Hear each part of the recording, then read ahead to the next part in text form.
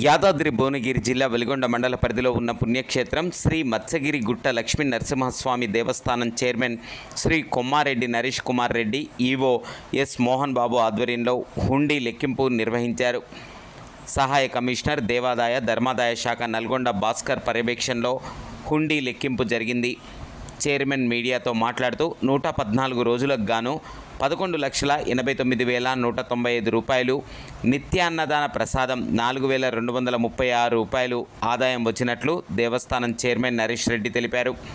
హుండీ లెక్కింపు కార్యక్రమంలో దేవస్థానం ధర్మకర్తలు ఈతాప రాములు, బండి రవి, అంబాల ఉషయ్య, కందుల శ్రీను, అర్చకులు, సిబ్బంది, రాజరాజేశ్వరి సేవా సమితి సభ్యులు, వరంగల్ వారు పాల్గొన్నారు.